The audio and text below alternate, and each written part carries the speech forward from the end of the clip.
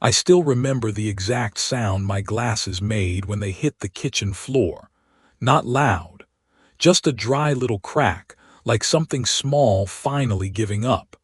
That sound told me more than the punch did. It told me I had been quiet for far too long. If you're listening to this right now, I want you to stay with me for a few minutes. Not because this is some dramatic tale, but because what happened to me could happen to anyone who mistakes endurance for love. And if you believe respect doesn't have an expiration date, tap that like button, stay here with me, and hear this through to the end. My name is Walter Hensley. I'm 68 years old. I'm a widower. I spent most of my life as an engineer, the kind who fixed problems quietly and didn't ask for applause. I raised one son, just one. His name is Mark. After my wife passed away 15 years ago, the house felt too big and too quiet. Every room echoed with her absence. So when Mark suggested I move in with him and his wife Tara, I told myself it was a blessing. Family sticks together, right? That's what I believed back then. I didn't come with demands. I didn't come with expectations. I brought my clothes, my memories, and a promise to myself not to be a burden. They gave me the smallest room at the end of the hall. It used to be a storage space. A narrow bed. A lamp that flickered if you touched it wrong. One photo on the wall, my wife smiling at me like she still knew who I was supposed to be. Every morning for 15 years I woke up early, before anyone else. I cooked. I cleaned. I fixed whatever broke. I paid attention to details nobody noticed. The way Mark liked his coffee. The way Tara hated crumbs on the counter. I learned how to move through my own home quietly, like a guest who overstayed his welcome.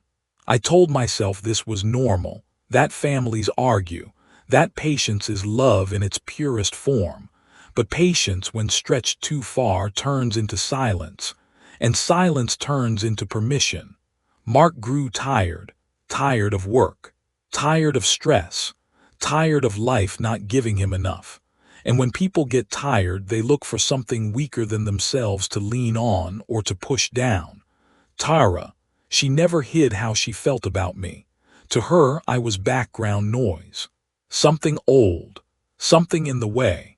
She smiled when friends were around, but when the door closed, her eyes said everything her mouth didn't need to. And I let it continue. Because every time I thought about leaving, I remembered holding Mark as a baby. I remembered teaching him how to ride a bike.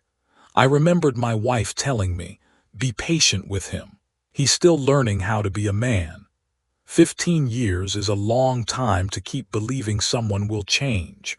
On the morning everything broke, I was standing at the sink. Hot water on my hands. The kind of heat that makes aching joints feel younger for a few seconds. Outside, the yard was empty. Late fall. Leaves dragging themselves across wet pavement like they were just as tired as I was. Then I smelled the smoke. That's where this story truly begins. Before we go any further, I want to ask you something. Have you ever stayed quiet just to keep the peace, even when it cost you your dignity? If so, tell me in the comments. You're not alone. The smoke hit my lungs before I even turned around. It wasn't dramatic. No coughing fit at first. Just that familiar tightening in my chest, like someone slowly twisting a knob I couldn't reach. I knew that feeling well. Asthma has a way of reminding you that air is a privilege, not a guarantee. I stayed calm. I always did. Tara was sitting at the kitchen table, one leg crossed over the other, cigarette between her fingers, ash falling wherever it pleased. Sometimes into a cup, sometimes onto the floor. That morning it landed in her tea like it belonged there. I reached into my pocket, pulled out my inhaler and held it up, not to shame her, not to accuse her, just to show her. Tara, I said, keeping my voice low, steady, would you mind smoking on the porch? My breathing's acting up. I'm not trying to tell you what to do. I need air. She didn't even look at me. She took a longer drag, exhaled slowly, and said, "If you don't like it, you can leave." Not angry, not loud, just final. I thought about saying something then, about reminding her whose name was actually on the deed, about how I paid for the groceries, the utilities, the repairs, about how this wasn't really her kitchen, but I didn't. I turned back to the sink. I washed another plate. I breathed shallow. I made myself smaller. That's when Mark walked in. He didn't ask what was wrong. He never did. He heard enough to decide he was annoyed, and that was all he needed. His shoulders were tense. His jaw was tight. He had that look I'd seen too many times, the one that said someone else was about to pay for his bad day. "Here we go again," he said. "The asthma routine. Every morning it's something with you." "Son," I started. "I only asked her." I didn't finish the sentence. His hand came up fast, too fast for someone my age to react. I remember thinking, oddly, how big his fist looked. Bigger than it should have. Bigger than when he was a boy. The punch landed hard against my cheek. There was no warning, no hesitation, just force. I stumbled backward, hit the edge of the counter, and went down. My glasses flew off my face and struck the table leg before hitting the tile. That sound, the crack I told you about earlier, that was them breaking. Tara laughed. Not a nervous laugh, not shock, a real one. "Well," she said, amused, "it was about time someone put him in his place." I lay there on the floor, staring at the ceiling, my cheek burning, my heart pounding so hard I thought it might tear through my ribs. Mark stood over me, breathing heavy like he'd just finished something necessary. "Get up," he muttered. "Stop acting." Acting. I pushed myself up slowly. My hands were shaking as I reached for the broken pieces of my glasses. I picked them up carefully, one shard at a time, like they were still worth something. No one helped me. They walked out of the kitchen together, talking about something on TV already done with me. To them, it was just another moment. Something forgettable. But for me, standing there alone with blood in my mouth and glass in my palm, something finally snapped into place. I wasn't living with family. I was surviving inside someone else's contempt. And for the first time in 15 years, I didn't feel afraid of being alone. I felt afraid of staying. After they left, the house went quiet in that dangerous way, too quiet, like something was holding its breath. I stood there for a long moment, still holding the broken pieces of my glasses. Without them, the room blurred around the edges, shapes instead of details. Funny thing is, that's exactly how I'd been seeing my life for years.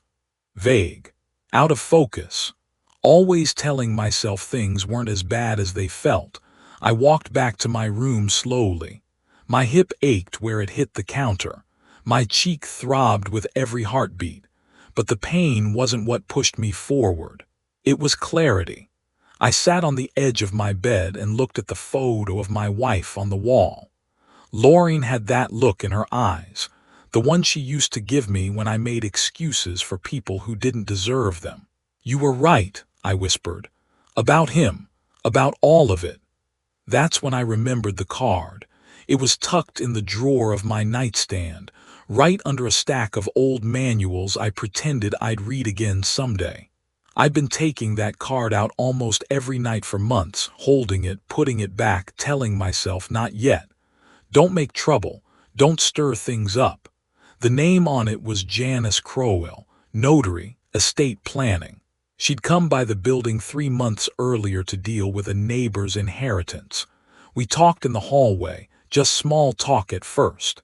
Then she asked how long I'd lived there. And somehow, without meaning to, I told her the truth. About my son. About feeling like a guest in my own life. She didn't interrupt. She just listened. And before she left, she handed me that card and said, "If you ever want to get things in order, call me. Sometimes paperwork is the only thing people respect." Back then, I smiled politely and nodded. Now, with my face swelling and my hand still shaking, I dialed the number. When she answered, my voice came out steadier than I expected. "I'm ready," I said. "Can you come today?" She didn't ask questions, just said yes. After I hung up, I opened the closet. Way up on the top shelf, behind coats no one ever noticed, was a box. Plain cardboard, nothing special about it. Inside was the life my son knew nothing about. Deeds, bank statements, lease agreements. I laid them out on the bed one by one, my hands moving slowly, carefully. The house we were living in, my name, always had been. I never signed it over. Something in me had stopped my hand every time I came close. There were 2 other properties, too. Apartments downtown I'd bought years ago, back when my work actually paid well. I'd kept them rented through an agency. Quiet income, steady, enough to live without begging anyone for permission. Mark never knew, not because I hid it out of spite, but because he never asked. He never cared enough to wonder if I was okay. As I sat there looking at proof of my own independence, a sharp pain tore through my chest.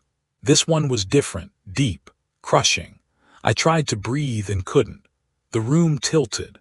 The last thing I saw before everything went black was my wife's smile on the wall. And somewhere down the hall, I heard laughter drifting from the living room, completely unaware that the ground beneath all of us was about to give way. I came back to the world in pieces. First sound, muffled voices, shoes on the floor, something metallic clinking, then pressure on my chest. Then light, too bright, cutting through my eyelids like knives. I tried to move, but a firm hand held me still. "Sir, don't try to sit up," a woman's voice said. Calm, trained. The kind of calm that only comes from seeing too many people on the edge. "You collapsed, just stay with me." Collapsed. I turned my head slightly and saw Mark standing near the wall. His face looked wrong, pale, tight, like a man who just realized something he couldn't undo. For a brief second, I wondered if this was what it took for him to see me. The paramedics moved with quiet efficiency. One of them clipped a device to my finger. Another checked my blood pressure. The woman leaned closer, her eyes scanning my face. Then her gaze stopped. "This bruise," she said slowly, touching my cheek with professional care. "And this cut on your temple." Mark stiffened. I felt it before I saw it. The air changed. "He fell," Mark said quickly, too quickly. "He gets dizzy sometimes." The woman didn't argue, she just looked at me instead, directly at me. "Sir," she said softly, "I've been doing this a long time, that's not a fall injury." The room went silent. I could hear my own heart in my ears, strong, angry, still fighting. I looked at Mark, really looked at him, the man who had been my little boy, the man who had raised his fist at me like I was nothing. And I understood something painful and strange all at once. If I told the truth right then, everything would explode. Police, questions, consequences. And yet, even after everything, my instinct wasn't revenge. It was protection. "I fell," I said quietly, "lost my balance." The woman held my eyes for a long moment. She knew. We both did. Finally, she nodded. But before standing up, she slipped a card onto the nightstand beside my bed. "If you ever need help," she said, low enough that only I could hear, "real help, call me." When they finished stabilizing me, they said I didn't need to be taken in yet. Rest. No stress. A cardiologist visit within the week. "No stress," she repeated, looking straight at Mark this time. After they left, the house felt heavier than before. Mark stood there, not knowing what to say, what to do, who he was supposed to be now. Tara hovered in the doorway, arms crossed, impatient. "So," she said, "is he done with the drama?" Mark snapped at her. The first time I'd ever heard him do that. "Just shut up." She stared at him like she didn't recognize him. I closed my eyes, not because I was tired, but because I finally understood the truth. I had just protected the same man who had hit me, and he didn't even realize what that meant. But someone else was already on their way. And when they arrived, this house would never feel the same again. They arrived just after sunset. I heard the doorbell from my room, sharp, official, the kind of sound that doesn't belong to family or friends. Mark's footsteps followed, hesitant, unsure. Voices in the hallway, then a knock on my door. "Dad," Mark said, his voice tight, "there's someone here to see you." I already knew who it was. "Let her in," I replied. "And you too. This concerns you." Janice Crowell stepped into my small room like someone who understood exactly how much power silence holds. Navy suit, hair pulled back, calm eyes that missed nothing. Behind her stood a younger man with a leather folder pressed to his chest. "Mr. Hensley," she said gently, "you said it was urgent." "It is," I answered. "Please sit." Mark stayed near the wall, arms crossed. Tara lingered behind him, curiosity fighting with irritation on her face. Janice opened the folder. Paper slid against paper. Order entered the room. "We'll begin with confirmation," she said. "Mr. Walter Hensley is the sole legal owner of this property." Mark's shoulders loosened slightly. He almost smiled. "Yeah," he said. "That's what we're here for. Transfer paperwork, right?" Janice looked up at him. Neutral, precise. "No," she replied. "We're here because it has never been transferred." The color drained from his face. "What do you mean never?" he asked. "Dad promised." "I promised," I said calmly. "And every time I was about to sign, something stopped me." Janice slid another document forward. "In addition," she continued, "Mr. Hensley is also the owner of 2 rental apartments downtown, both fully paid off." Tara made a sound, sharp, almost a gasp. "What apartments?" Mark whispered. "The ones I bought years ago," I said, "with money from my work. With money I never talked about because no one ever asked." Janice cleared her throat and read from the page. "Current savings, just over 50,000. Monthly rental income continues independently." The room felt smaller. Tara stepped forward, voice shaking now. "You expect us to believe you had all this and still lived like that?" I looked at her. Really looked. "I lived like that because I thought being close to family mattered more than comfort," I said. "I was wrong." Mark finally spoke again. "So what is this?" he asked. "Punishment because of this morning?" I didn't raise my voice. I didn't need to. "This morning didn't create this," I said. "It revealed it." Janice placed one final document on the bed. "Mr. Hensley has decided to sell this house," she said evenly. "There is already a buyer. Closing will take place within 30 days. Tara laughed once. Sharp. Uncontrolled. "You can't do that," she said. "This is our home." "It's my house," I replied. "You've been living in it, that's all." Mark stepped forward now, panic rising. "Dad, wait, let's talk. We're family, we can fix this." I met his eyes. "Family doesn't punch family," I said quietly. "Family doesn't laugh when someone is on the floor." Janice slid the pen toward me. "Are you certain?" she asked. I picked it up. For 15 years I'd signed checks, bills, excuses. This time I signed my name to myself. The pen pressed into the paper. The sound was soft, but it echoed louder than any punch. The morning I left, the house felt different, not quieter, empty. I woke up before sunrise, the way I always had, but this time there was no reason to hurry. No kitchen to clean before anyone noticed I existed. No careful steps so I wouldn't be in the way. I packed slowly. Not much to take, really.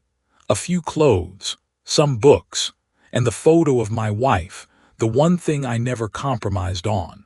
I wrapped it carefully in a sweater she'd knitted years ago, the kind that still smelled faintly like home.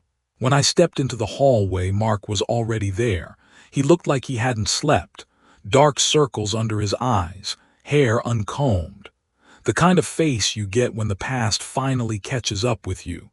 "You're really going," he said. Yes, I replied. I am, he nodded, swallowing hard. I kept thinking if I had one more chance yesterday I could fix it. I looked at him for a long moment, my son, the boy I once carried on my shoulders, the man who had broken me without realizing it. Change doesn't start with chances, I said gently.